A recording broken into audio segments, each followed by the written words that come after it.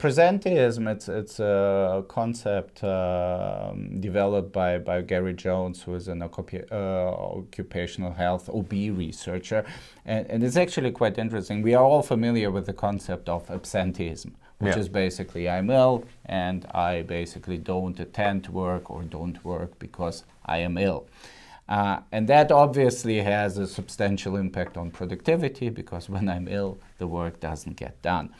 And what's interesting is that presenteeism essentially encompasses the behavior of continuing to work while being ill. So I'm ill, I should actually be off work, and we talked about flexibility and we talked about technology.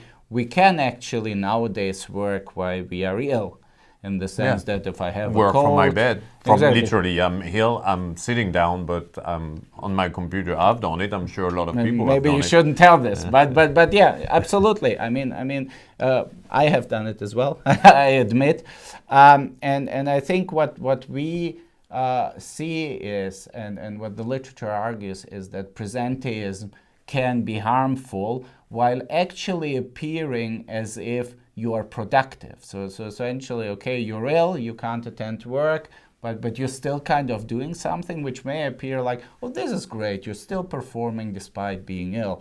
But what we found in our study, for example, is that when you kind of don't adhere to recovery signals by your body, in the sense that when you're ill, you should actually recover, you shouldn't be working. Of course, it depends on the illness, but in general, let's say you have a headache, then sort of focusing on answering emails is not the greatest thing. You may still do it because you think it's important and you don't have to do the emails afterwards. But what we see is that when people engage in presenteeism on a focal day, actually the next day they perform less well.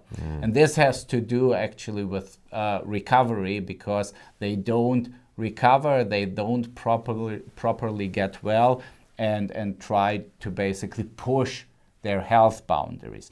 Now, I'm not saying, and I think this is important to note, that if you have a broken leg and you need to rest, that you can't go on the computer and do emails. So it's always depending on the type of illness. Of course. But I think when we see sort of, oh, you're feeling horrible, your nose runs, and when you talk about leadership, I think leaders have a super important role modeling part in Well, that's this. why you were saying I shouldn't be saying that. Correct. That's Correct. like, basically, if I...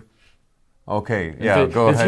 If you go into a Zoom meeting and you're sort of, you're ill and you're unwell and everybody can see it, and you're like, no, I will still push through, I will take that meeting, then obviously it sends a signal to So when employees. let's say when I'm saying, oh, I'm not well, I have like had a surgery, or I had like some health issue, and I'm working, but I do that meeting anyway, and I kind of explain to the people, no, it's no problem, I'm just doing this because I feel I have to do it for X, Y, and Z reason, because the meeting needs to happen at this thing. But what you're saying is, I'm actually sending a signal to other employee or member of staff that this is okay to do, and that should be the way to do things, and it has a culture. So it's not only detrimental to me, but you're implying that it might actually, as a leader, as like have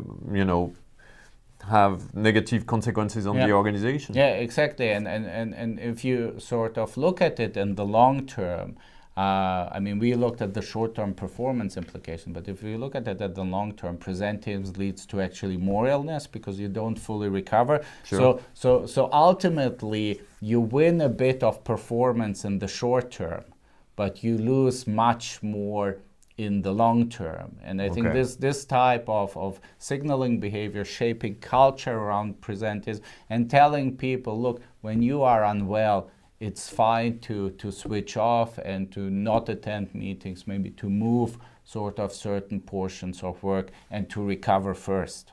And I think we are talking also about retention in the sense that I think if you look at cultures where people are constantly pressured to work no matter what they feel, they normally want to get out of these types of cultures. And therefore, it's really important for leaders to consider what sort of culture they build through their own behavior, through their own signaling, because essentially, because they are leaders and they were promoted to the system, they send a very, very strong message that this is what is appropriate and this is what you should do within this organization, or this is what you shouldn't. Yeah, no, I understand, and actually, in terms of leadership, I remember talking to an employee of Google, and I think at the time the director of Google Ireland was Fionnuala Meehan, if I don't, and she was the MD of Google in Ireland. And she had taken a year leave to look after one of her child, and obviously that's. And I remember talking to a Google employee telling me like how they respected this and the type of signal and cultural vibe that it sent within the organization that were actually much more positive than what we've described, which is like work in all consideration, in all the time, and don't look after yourself and or your family when you need to do. So I think that was a good example. Absolutely, I think that's exactly the point, and I think we want our leaders to send exactly these messages that family is also important, and that you may take time to take care of your family, to look after yourself. Because I think what we see is we see that actually mental health are now the second or third most frequent cause for absenteeism. So burnout, depression, anxiety. I think it catch up in the end. Exactly. I think the only exception is during the last few years, respiratory diseases went up. COVID, obviously. But if we take out COVID, then I think it's basically back pain is the first. Then we have sort of, in some professions, mental health related.